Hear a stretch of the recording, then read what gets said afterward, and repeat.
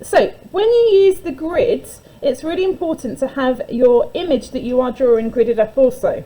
So what we are going to do in today's lesson is we are going to draw this sunflower and we're going to enlarge it. We're going to draw it into this section here. So I always start off on the top row, and it actually tells you in the instructions here, look closely within each square, accurately plot the size of each individual petal on a large grid, plot the centre seeds and pollen, and then start with the top row of squares. Use a pencil to get the basic outlines and rub out any mistakes. Use your mark making to indicate details like the seed head, and create tone to indicate highlights and shadows. I don't want you to shade it in just yet. I just want you to focus on recording the outline. So I'm going to cover over everything that's not in that top row so that it doesn't distract me from when I'm drawing the top row. And I'm going to have a look at where each line moves across that grid. Okay, so this top grid here, and I'm going to draw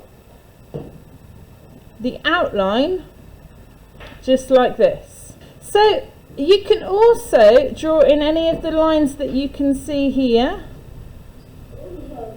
and then I'm going to move on to the next box. Okay, so this box here, I've got this line that comes across down to here, I've got this one that goes all the way up to here, and then there's a little white triangle that's created here from the negative space. And then I'm just going to continue to fill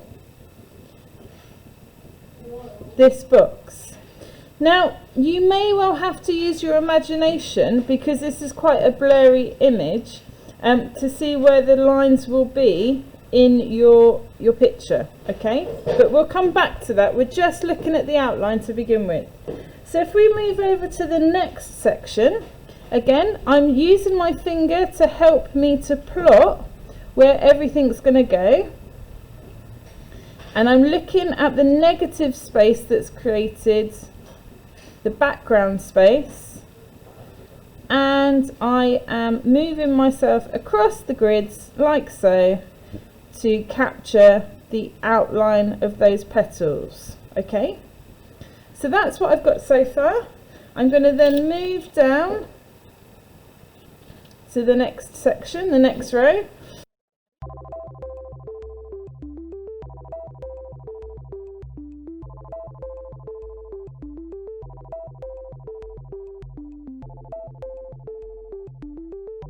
Okay, so we're using the grid to help us to measure correctly the size that it's going to be. And you can see here this lighter section inside the centre of the sunflower like this, and like this. Okay, and then I'm just moving across, looking and seeing if I can notice any more lines.